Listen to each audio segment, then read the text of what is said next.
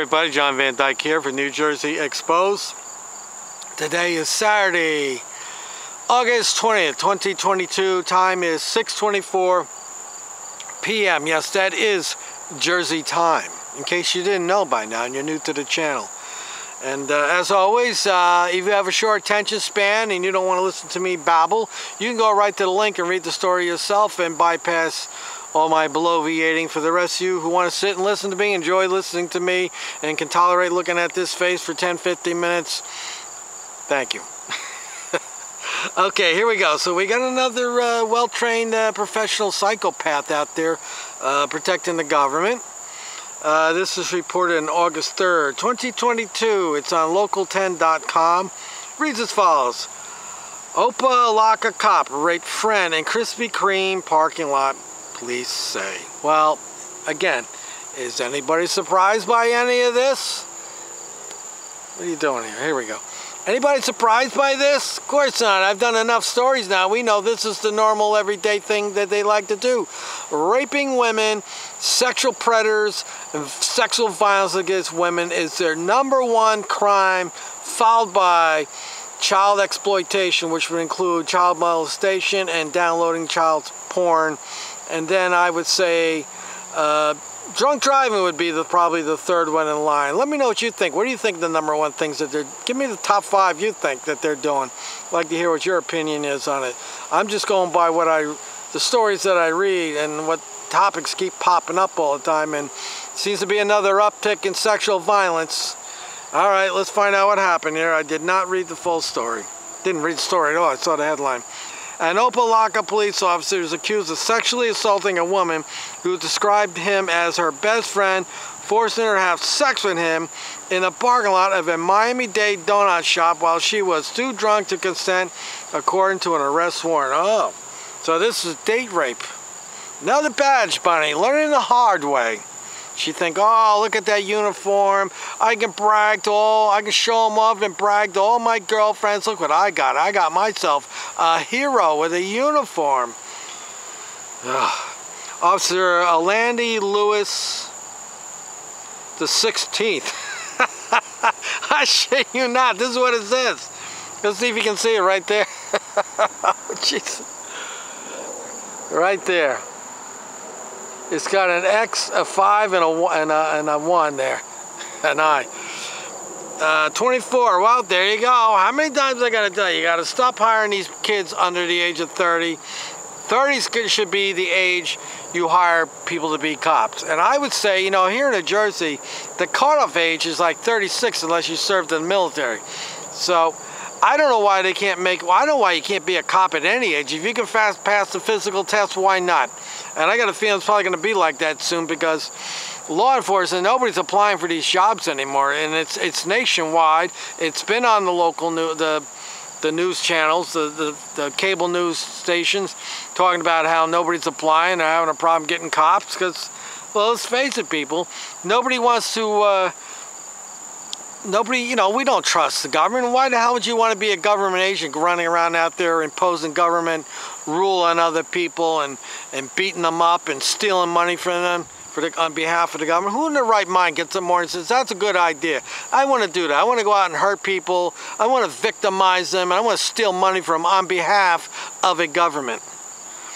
All right, never mind all that. Has this officer, Alandy Lewis, the 16th, well, it says Lewis XVI, 24, has been charged with sexual battery. Opa-Locka Police Chief Scott Israel confirmed he is suspended without pay. Well, that's not good, but declined to comment further. See, this kid's going to get fired because, well, if not already fired, because he hasn't been part of the gang that long. You know, when they have 10 years behind them and they've establish a little bit of rapport with their higher ups, they tend to get protected a little bit more.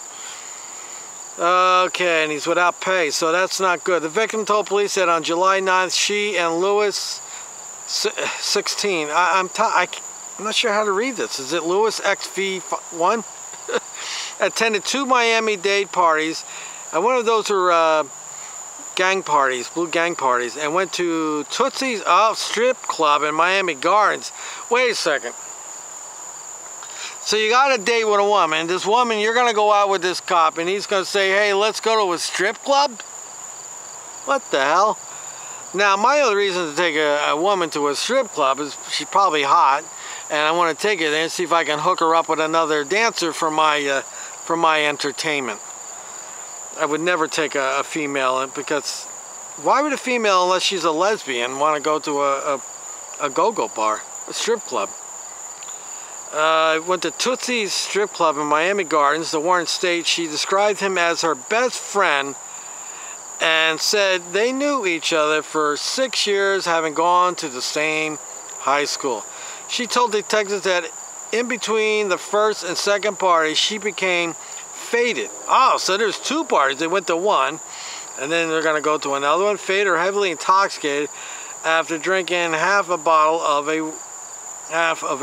wine, according to the report. She then told police that she blacked out after the second party. So this woman had a little too much to drink here.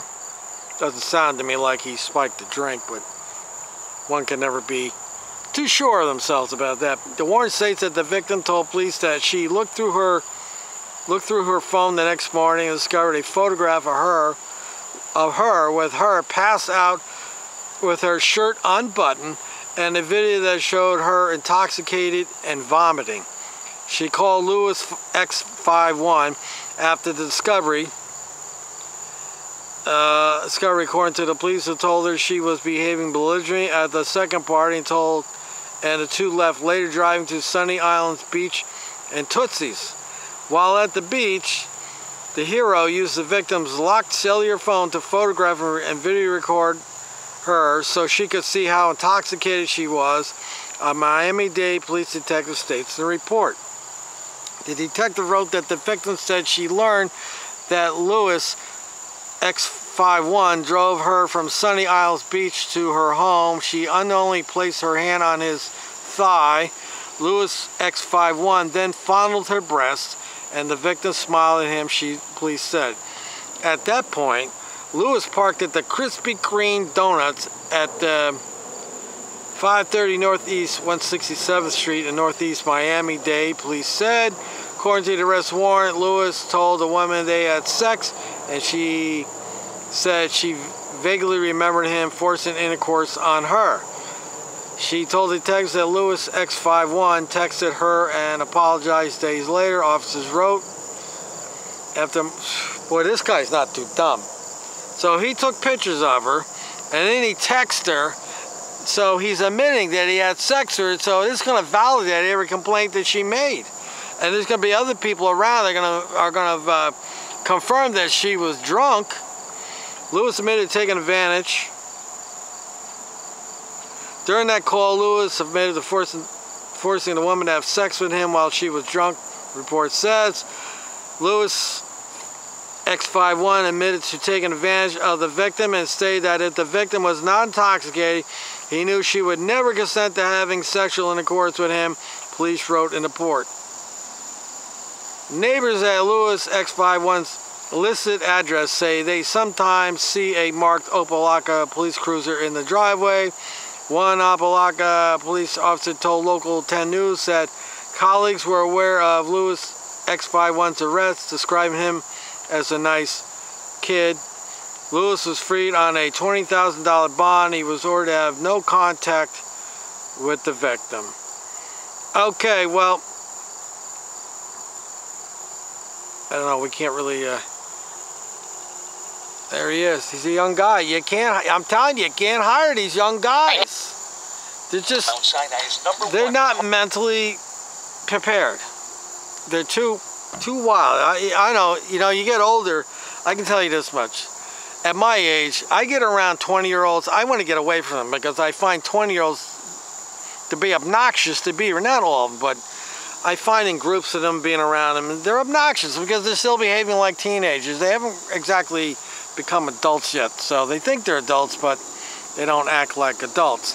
But this idiot here, I think, he was drinking, and as usual, Mr. Johnson, Captain Johnson, was at the helm steering the ship, and You know, when you're drinking, you know, all sensibility goes out the door, your inhibitions go out the door, so where in a normal state of mind he would have said, you know what, I'm not going to screw with this, but because he was drunk, it's everything when you're drunk sounds like a good idea. How many people out there were drunk and did something that they shouldn't have done? Raise your hand. I am no exception to that. I've engaged in things I'm like, what the hell was I thinking of? I gave you my number? Nah, you took your number from me. But anyway, so I think that's probably what happened in this case here. And, you know, the days of taking a female and getting a little alcohol in her and taking her back and doing a hokey pokey are over. That was standard operating procedures when I was a young man. You know, you go out, you don't get her piss drunk like that, but you get a couple drinks in there and you start fooling around and you get her, you know, the drink is like WD-40, it loosens the legs up, that's what it is. But, you know, this idiot here is a cop, and he's predisposed to bad behavior as it is. And she's out with this cop thinking everything's going to be safe, and guess what? Ladies, just because the guy has been friends with you for years, unless you're an ugly female, and you probably aren't, that's why he's been friends with you for all those years. It doesn't matter how good friends you are. If you've been out drinking and he's horny, he's gonna look at you like you're any other female. So don't think just because you're friends that it's okay. He's gonna have sex with you, and then the next day he's gonna apologize. Oh, I'm sorry, we were drunk. You know, we'll never do it again. Blah blah. Because, you know, in the mind, it's easier to apologize than to ask for permission. So anyway, all right, put that link in the description. You can go read the story if you want. Let me know what you think about this. We got a young cop out there involved in date rape, and it looks like he's going to lose the best paying job he ever had in his life. And he's a young man with a lot of problems ahead of him. Hopefully, I know, in this situation here, my first reaction here is that he's not a predator. He's a young man thinking with the private parts, and he made a really dumb mistake. He made several dumb mistakes. First, getting her drunk. 2, having sex with her, forcing himself on her. And then 3, text messaging, talking to her, messaging her the next day, admitting to what he did. So, I mean, this guy's done. He's going to resign, and he's done. I guess maybe if any luck, he might be a door greeter at Walmart. What do you think, people? I'm John Van Dyke. Till next time.